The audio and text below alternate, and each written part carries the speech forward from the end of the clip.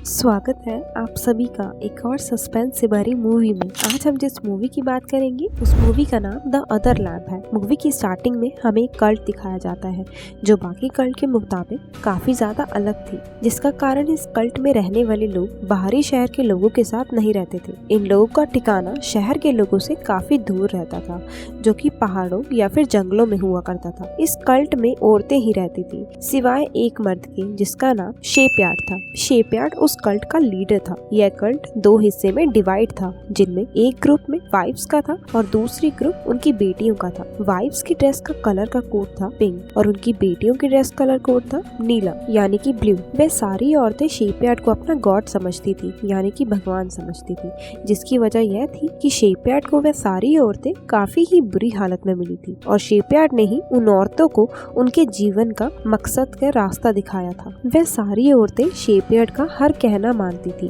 और उन सभी औरतों का लाइफस्टाइल एकदम सिंपल था और वह दुनिया के लोगों से बिल्कुल ही अलग हो चुकी थी। अगर उनके कल्ट में से कोई बीमार पड़ जाता तो उसे अस्पताल लेकर नहीं जाया जाता था। शेपयार्ड ने कल्ट में रहने वाले लोगों के लिए कुछ रूल तैयार किए थे और इन रूल को स्ट्रिक्टली फॉलो भी किया जाता था, क्योंकि कल्ट में ज्यादातर औरतें ही थी तो पीरियड्स होना एक आम बात थी। अगर किसी फीमेल को ऐसा होता तो उसे कल्ट से एकदम अलग रखा जाता था, क्योंकि उन लोगों का यह मानना था कि इन दिनों वह औरत इम्प्योर हो जाती है। शेपयार्ड की बेटियों में से उसकी सबसे प्रिय बेटी शीला थी। उसकी वजह यह थी कि वह समझता था कि शीला एकदम प्योर है और वह बाकियों के मुकाबले काफी ज्यादा अलग है। शीला की माँ की डेथ उस टाइम हुई थी जब उसकी माँ ने शीला को पैदा किया था। शीला हमेशा शेपयार्ड से उसकी माँ के बारे में पूछा करती थी, लेकिन शेपयार्ड ने कभी भी उसका क्लियर जवाब नहीं दिया था। इस कल्ट में दो औरतें और थी जिसे बाकी लोगों से दूर रखा जाता था, जो उनसे थोड़ा ही दूरी पर कैबिन में रहा करती थी। उन दोनों को दूर रखने का कारण यह था कि उनमें से एक औरत काफी ज्यादा बीमार थी और शेपयार्ड उसे कर्स के नाम से पुकारा करता था,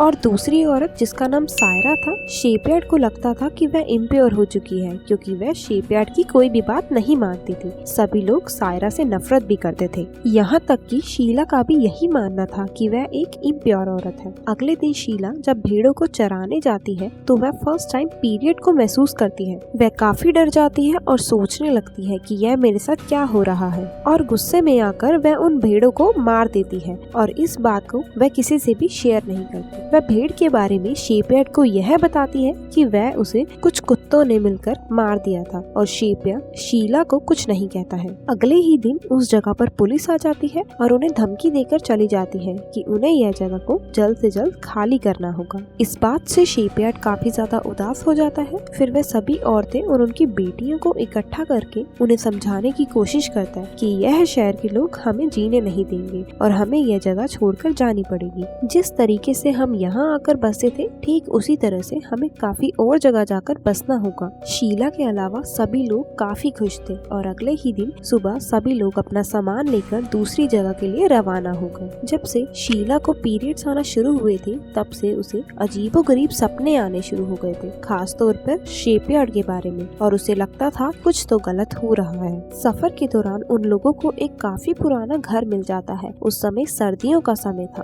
और इतनी ठंड के मौसम में भी शेपयार्ड उस घर में रहने से मना कर देता है। वह कहता है कि यह टूटे हुए लोगों का घर है और वह कहता है कि हम इन लोगों से अलग है और हमें इन जैसा नहीं बनना है। रात होने के बाद वह सभी उसी जगह पर ठहर गए और अपना टेंट लगाकर सुबह होने का इंतजार करने लगे। शीला की बहनों में से एक बहन को उसके पीरियड्स के बारे में पता चल जाता है और वह सभी को बता देती है, और शेपयार्ड के कहने पर ही शीला को कुछ दिनों के लिए इम्प्योर औरत के साथ रखा जाता है। इस दौरान वह शीला को काफी कुछ बताती है। वह बताती है कि जब शीला पैदा हुई थी तब उसकी माँ काफी ज्यादा बीमार थी, उन्हें डॉक्टर की जरूरत थी, लेकिन शेपयार्ड के सख्त रूल की वजह से उसे हॉस्पिटल नहीं ले जाया गया और इसी के साथ उनकी डेथ हो गई। इन्हीं बात के चलते शीला उस औरत से पूछती है, आप यहाँ पर क्यों रुके हो, आप यहाँ से चले क्यों नहीं जाते? और इन सब बातों का वह यह जवाब देती है कि अब मैं इसकी आदी हो चुकी हूँ और मुझे तो यह भी नहीं पता कि मैं हूँ कौन। इन्हीं सब बातों से शीला भी अब शेपयार्ड से नफरत करने लगी थी,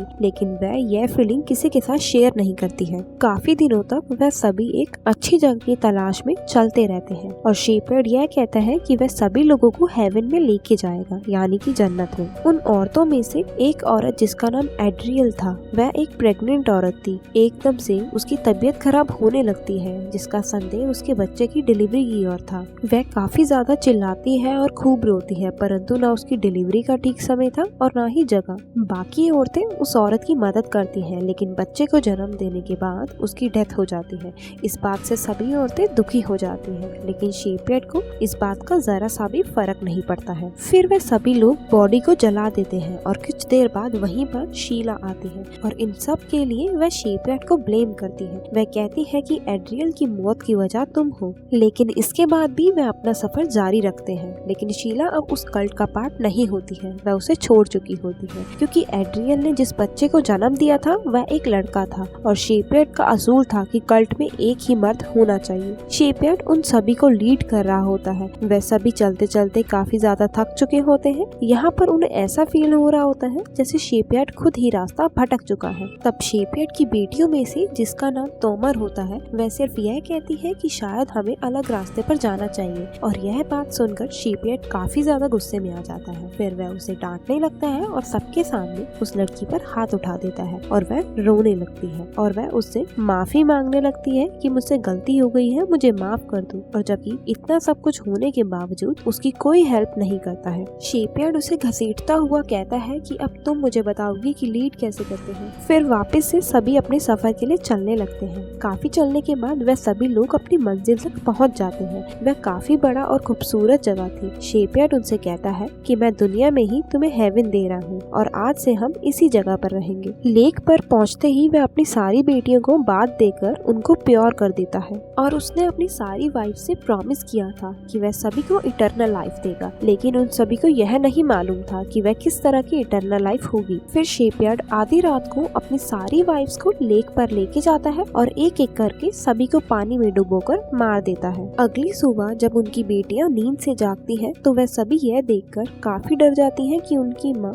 कहाँ गई और वह सभी काफी ज्यादा डर जाती हैं। फिर शेपयार्ड के पास जाती हैं और उससे पूछती हैं कि हमारी माँ कहाँ गई, जिस पर शेपयार्ड जवाब देता है कि मैं उन सबको इटर्नल लाइफ दे चुका हूँ और वह कहता है कि अब तुम सभी को ही अपनी माँ की जगह लेनी होगी। तुम सभी को मेरी बीवियां बनकर रहना होगा और मेरा ध्यान रखना होगा। फिर वहाँ शीला की ओर इतराते हुए कहता है कि तुम मेरी फेवरेट बीवी बनोगी। फिर शीला आगे आती है और कहती है कि मुझे तुम्हारी बीवी नहीं बनना है। यह बात सुनकर शेपयार्ड को गुस्सा आ जाता है और वह शीला को थप्पड़ मार देता है। शीला को भी गुस्सा आ जाता है और वह शेपयार्ड को थप्पड़ मार देती है। इसके बाद हमें पुलिसमैन दिखाए जाते हैं जिन्हें लेक पर बहुत सारी औरतों की डेड बॉडीज मिली थी और अब जंगल में शेपयार्ड की डेड बॉडी मिली है, जिसे बहुत बेरहमी से मारा गया हो। जाहिर है उसे किसी और ने तो नहीं मारा होगा, उसे उसकी बेटियों ने ही मारा। अब वह सभी बहनें अपनी मर्जी से अपनी लाइफ जी रही थी और इसी के साथ मूवी एंड हो जाती है। इस मूवी में कौन सा पार्ट आपको सबसे अच्छा लगा हमें कमेंट करके बताना भूलिएगा मत और हमें सब्सक्राइब कीजिए, लाइक कीजिए।